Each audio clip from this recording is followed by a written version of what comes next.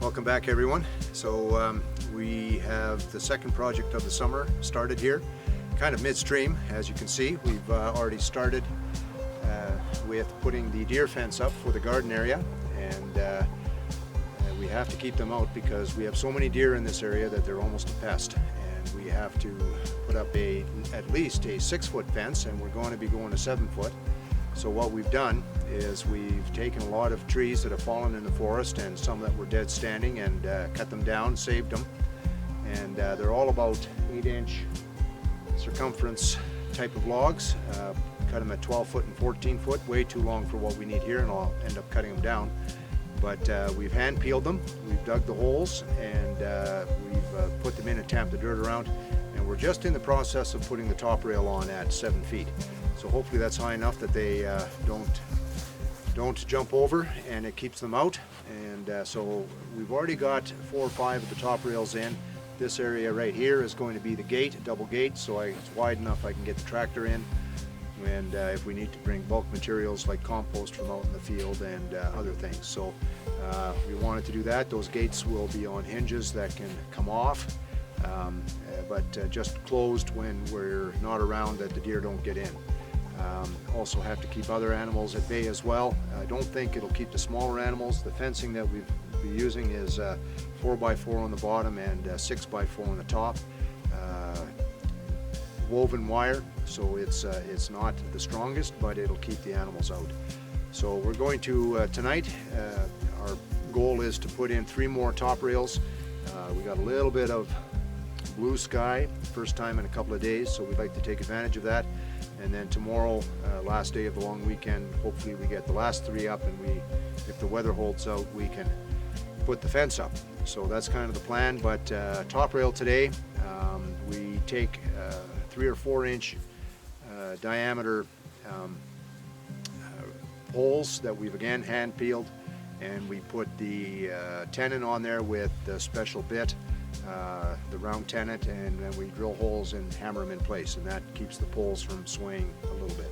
Anyway, it looks nice as well, and kind of a rustic look, which we're looking for. And so we're going to put the top rails in, or at least 3 of them tonight, and you can see how we do that. So the garden area we have up here is approximately 45 feet long by 28 to 30 feet wide. We're going to utilize the old horse fence at the back there, put some metal poles. Can't get the tractor back there to dig the holes, the hill's too steep. So we have a whole bunch of bark chips. We're going to attempt a little bit of back to Eden gardening here in the garden. We've got lots of bark chips that we've chipped with our own chipper, and we have a pile that we've got from a local arborist. And so we've got most of the poles in, and that is one of the top rails we're talking about. So tonight's goal is these 3 right here, and then we have to do 3 at the back there as well. So the poles that we use are right here, and we'll have a little clip of how I make the tenon on that. And it's just a simple Forstner bit in the drill, and we drill it at 7 feet tall. I have a string running. I don't know if you can see that up there, probably not.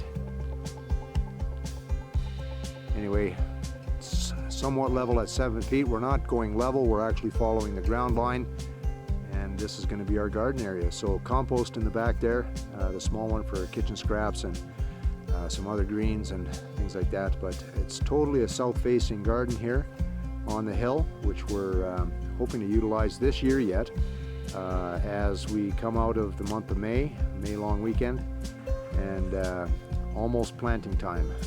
We're hoping that we're through all the frost, and we'll get to putting some plants and seeds in pretty soon. So let's put the top 3 rails in.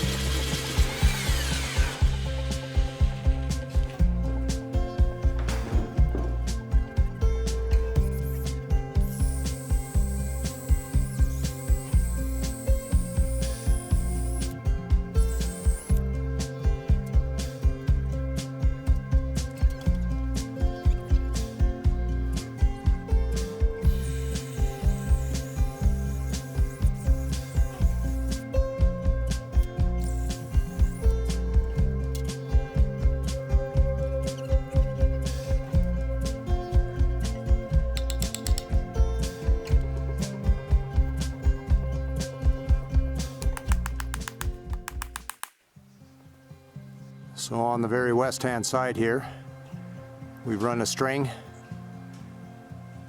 to give us our 7-foot mark in approximation to ground level. Again, we're not going level, we're going with following the ground profile as we're on a pretty big slope here. So then what I do is I take a measurement. You can use a tape measure. I happen to have a laser marker that is pretty accurate. And the measurement for the poles with the tenon cutter is, we found out the best measurement is the measurement plus 2 inches. And that's an inch more, tenon in each pole. And that's about as much as I can muster to move the poles to pop them in place. Anyway, they seem to hold, and afterwards I'm going to run screws just to hold them in place through the top, just to give them a bit more stability. And so we're going to measure them now and then go cut the poles.